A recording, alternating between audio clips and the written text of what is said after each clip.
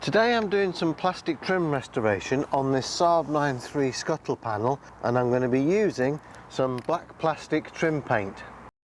This trim and loads of other trims on many cars are made of something called HDPE, and with age it loses its colour and fades to grey. There are loads of black trim polishes and restorers on the market, but in my experience few keep their colour for long and they need regular applications. So today I'm using a specially formulated black plastic trim paint. It's important to use something designed for this application as it's flexible and won't crack. As with any paint job, the quality of the final product is down to the initial preparation. Now, if you know that your trim has had some of these polishes applied to it in the recent past, then give it a thorough spirit wipe and a waft over with a butane flame like I showed you in this video here about preparing plastics for paint. I'll make sure it's linked in the description. Otherwise, a quick sand down with some fine wet and dry or a sanding block.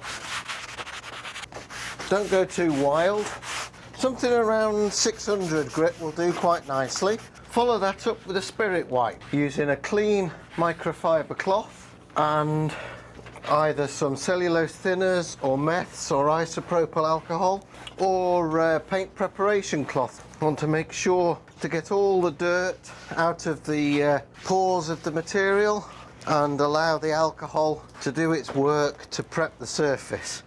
Go over it a second time as well. Particularly make sure to try and get into the corners. In 2 or 3 months time you don't want it lifting up in those corners, because otherwise whatever paint you put on will peel off. Allow that to dry thoroughly, and I do mean thoroughly. I've warmed this paint ever so slightly. It's only about 10 degrees C today. Then shake your paint and shake it some more until your hand hurts. This particular paint is designed to go straight onto vinyl and plastic products, therefore there is no need to apply a plastic primer first.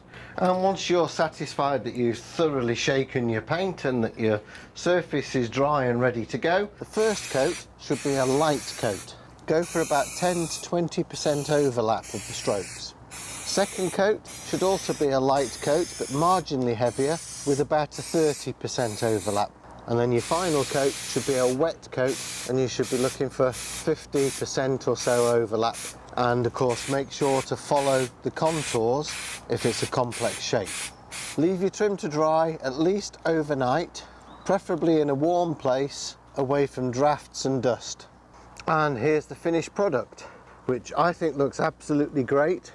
Bear in mind though that pretty much all of these trim paints are gloss black. So if you don't want it to be quite so glossy, then use a satin or a matte lacquer as a final light coat about 20 to 30 minutes after the application of the third wet coat of paint. You can usually use these paints on pretty much any trim. The only thing I would caution, if you're going to do an interior trim, take the trim out of the car if you can. Otherwise the inside of your car will smell of drying paint for quite a while. If you got value from this video, support the channel by following the product links in the description, and I shall see you next time.